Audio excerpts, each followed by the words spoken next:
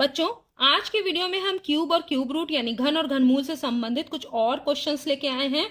तो यहाँ पर देखिए, ये 1/3 का मतलब घनमूल निकालना है। तो 512 8 का घन होता है, तो 512 का घनमूल कितना हो गया? 8। ये तो अपने आप ने डायरेक्ट निकाल दिया। माइनस वाली संख्या का घनमूल माइनस ही होगा, ठीक है, ये आपने कर लिया, क्योंकि माइनस गुणा माइनस किस जो भी संख्या होगी उसका ये वाला घन है। तो देखिए, माइनस में वो संख्या होगी, फिर माइनस में, फिर माइनस, 3 बार गुणा होगी तब ये संख्या आएगी। तो 3 बार करेंगे तो माइनस का माइनस ही आएगा। अब इसका विलोकनम से निकालेंगे तो 3 3 के पेयर बनते हैं, तो 2 का होता है। देखिए, 2 के घन में क्या आता है? 8 आता है लास्ट में, इकाई का अंक है ना, यानी 2 के घन तो 8 ही होता है, तो इकाई का अंक आपका 8 आता है। तो 2 की जगह क्या लिख दीजिए? 8। यहां पर इस पूरे जोड़े की जगह आपने 8 लिख दिया। 5 किस किस के बीच आता है? 1 के घन 1 और 8 के बीच में 5 आता है कि नहीं? इसका मतलब ये 1 के घन और 2 के घन के बीच में, 1 और 2 में कौन छोटा है? 1, वो लिख दिया जाता है। इधर से देखा जाता है छोटा है कि नहीं, और इसमें देखा जाता है कि वो इसके घनों के मान के बीच में आ रहा है कि नहीं। तो किसके मान के बीच में आ रहा है? 1 और के घन और 2 के घन के बीच के मान के बीच में आ रहा है, और उन्हें 1 और 2 में से जो छोटा हो वो लिख दीजिए। तो हमने लिख दिया। अब ये आपका आ गया इसका भी मान। अब आप 18 की 8 से गुणा कर दीजिए और माइनस लगा दीजिए, तो आपका हो गया 18 अट्ठे क्या होता है? 144। तो आपको ये 18 का पहाड़ा आता है, 18 अट्ठे 144। आपने ये कर दिया। तो आपको ये समझ में आ गया सवाल के कैसे होगा, कितना आसान था। अगर आपको घन याद हो और विलोकनम विधि याद हो, अगर विलोकनम नहीं याद तो आपको गुणनखंड विधि से इसके गुणनखंड निकालने पड़ेंगे, फिर पेयरिंग करनी होगी, तब आप कर पाएंगे। तो इतना इजी था ये। इस पर एक बात और है कि जो विलोकनम मैं बता रही हूँ, इस पे मैंने पूरा एक वीडियो बनाया है विलोकनम को समझाने के लिए, घन में और वर्ग में भी। तो आप उन्हें अवश्य देख लीजिए, तो आपकी प्रॉब्लम बहुत कुछ सॉल्व हो जाएगी। वह न्यूनतम संख्या जिससे 1800 को गुणा करने पर एक पूर्ण घन संख्या प्राप्त हुई कि अंकों का योग। तो पहले तो ये आपको निकाल लेना है, जो 1800 है उसको के गुणनखंड करने हैं, ठीक है। तो सबसे पहले क्या कीजिए, 1800 के गुणनखंड कर लीजिए। तो 1800 के इधर करते हैं क्योंकि इधर आ नहीं पाएगा। 1800 2 से करेंगे, 2 नैम 18, 2 0, फिर 2 से करेंगे, 2 चौक 8, 2 पंजे 10, फिर 0, फिर 2 से करेंगे, 2 दूनी 4, 2 दूनी 4, 2 पंजे 10, ठीक है। अब 5 से कटेगा, 5 देख रहे हैं, 5 चौक 20, पचम 25, फिर 5 से कटेगा, 5 नैम 45, फिर 3 तिया 9। अब यहां पर एक चीज देखिए, 2 का तो पूरा जोड़ा बन रहा है 3 3 का, क्योंकि घन संख्या की बात है, पूर्ण घन है, पूर्ण वर्ग नहीं। वर्ग होता तो 2 2 के जोड़े बनाते। फिर 5 गुणा 5 गुणा 3 गुणा 3। अब देखिए, यहां पर एक 5 और होना चाहिए था जोड़ा बनने के लिए, और यहां पर एक 3 और होना चाहिए था। अगर इतना होता तो ये पूर्ण घन संख्या हो जाती कि नहीं हो जाती? तो किससे गुणा करनी पड़ेगी? एक 5 और एक 3 से, यानी 15 से आपको गुणा करनी पड़ेगी। वो संख्या 15 है जिससे इस 1800 को गुणा कर दो तो गुणनफल पूर्ण घन हो जाए। अब इस संख्या के अंकों का योग क्या है? 1 + 5 = 6। बस हो गया सवाल। तो आपने देखा कि किस तरीके से आपने इसको किया।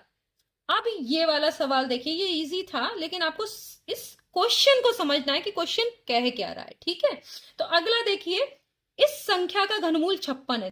ध्यान दीजिएगा, तो इसमें सब में 56 56 आएगा, लेकिन बस हमें दशमलव लगाने में थोड़ी सी सावधानी बरतनी है, ये देखना है बस। इस संख्या का घनमूल, तो ये भी वही संख्या है, देखिए 175,616। तो आप 56 लिख दीजिए, बिल्कुल आराम से 56 लिखिए।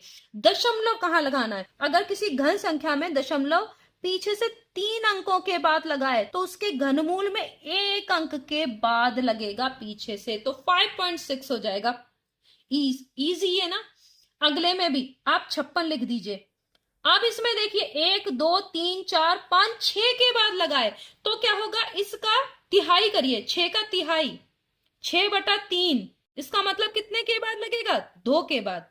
हर चीज का तिहाई करिए, इसमें 3 के बाद लगा था, 3 का तिहाई करिए यानी 1 के बाद लगेगा। 6 का तिहाई यानी 2 के बाद, तो पीछे से 2 के बाद ये हो गया।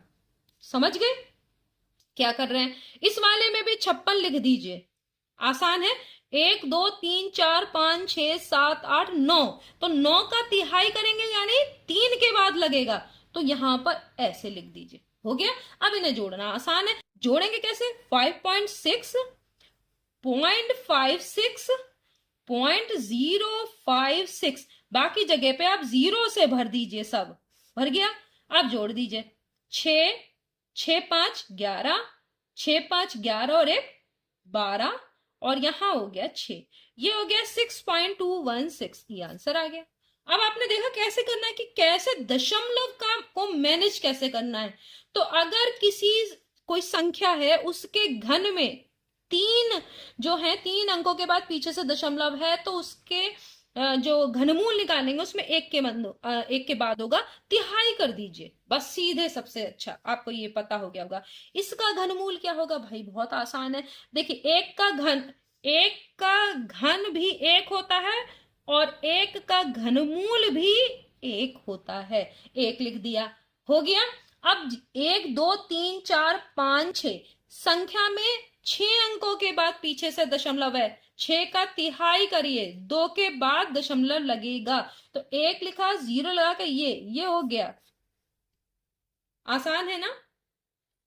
तो ये संख्या, यानी ये जो आपको संख्या दी हुई है, ये जो संख्या दी है, इस संख्या का देखिए 0.01 का ये घन है, ये वाली संख्या, और इस संख्या का घनमूल ये ही है।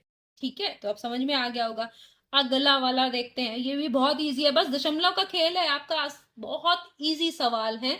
ठीक है, 512 का घनमूल 8, क्योंकि 8 का घन 512। ठीक है, 64 का केवल, अब ये दशमलव तो छोड़ ही दीजिए, 64 का आपका होता है घनमूल 4। अब 1 2 3, 3 के बाद है, तो 3 का तिहाई करेंगे यानी 3/3 करेंगे तो कितना आ जाएगा? 1। तो 1 के बाद पीछे से दशमलव लगा दिया, आगे 0 लगा देते हैं दशमलव से पहले, यानी कुछ आगे कुछ नहीं है, 0 है, मतलब कोई अंक नहीं है। और दूसरा 0 भी एक अंक है, लेकिन और कोई अंक नहीं है, 0 है यहाँ पे। प्लस 343 7 का होता है। अब इसमें भी क्या है? 3 के बाद 3/3 करेंगे तो क्या हो जाएगा? 1 के बाद दशमलव लगेगा, ये हो गया। तो अब आपका ये जुड़ने में आ जाएगा 8.0.0.4 0.7। ठीक है, इनको जोड़िए, 7 4 11 का 1 9.1, इसका आंसर हो गया।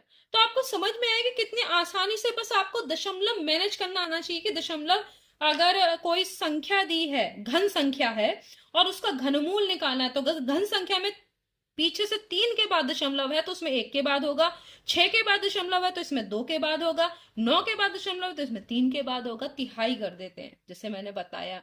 तो नेक्स्ट वीडियो में हम फिर मिलेंगे कुछ और क्वेश्चन लेके, और उनमें क्या ट्रिक लगनी है, किस तरीके से वो सॉल्व होने हैं, वो हम करेंगे। तब तक के लिए धन्यवाद।